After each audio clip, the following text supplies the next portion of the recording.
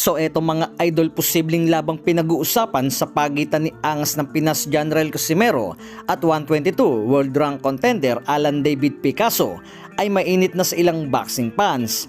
So nagsimula ang lahat ng ito nang matapos talunin ni Angas ng Pinas ang kababayan nito na si Luis Pantera Nery, kung saan ngay sa pahayag na ito ni Picasso ay nabastusan ito kay Casimero kung kaya't agarang hinamon nito ang Pinoy fighter.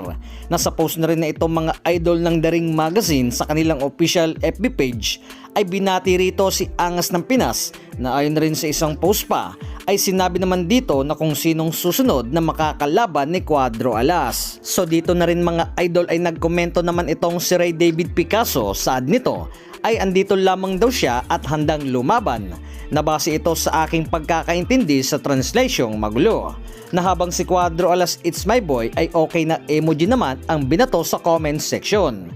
Nabase naman sa pahayag na ito ni Michael Jan na si Casimero ay kahit sa bahay pa nga daw ni Ray David Picasso sa Biba ay papalag daw si Cuadro Alas, na sa mga hindi nakakaalam mga idol na isa ito sa ngayon sa alaga ng MP Promotions ni 8th Division World Champion Manny Pacquiao, na siya namang hawak sa ngayon ni President MP Promotions Sean Gibbons. So ayon naman mga idol sa latest live na ito ni Jason Casimero aka Kuya Lods ay na-mention nito si Ray David Picasso na bilang kalaban ni Janrael Casimero, na ayon kay Kuya Lods ay pwedeng nga daw ito nang dahil sa palaban din sa itaas ng boxing ring. So banat naman natin dito mga idol ay signed the contract na lamang Picasso, na bukod sa paghahamon mo sa social media ay pakita sana nito na interesado talaga sa bakbakan.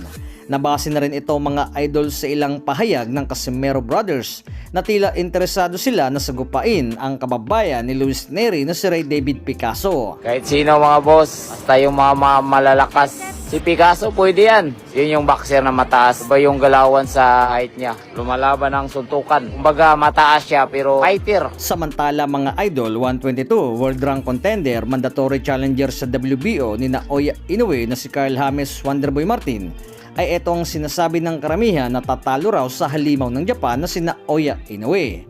So ayon sa ilang opinion ay hindi pa nga raw na ilalabas ni Martin ang kanyang kakayahan sa laban, nang dahil sa dumidepende lamang daw ito sa kanyang mga nakakatunggali, na kung bibigyan nga raw ito ng mas mabigat at dekalibreng kalaban tulad ni Naoya Inoue ay posible raw na makita ng karamihan ang buong kakayahan nito sa bakbakan. So parehas undefeated itong mga idol na ika nga ng iba, ikaw ang maswerteng sisira sa malinis na kartada.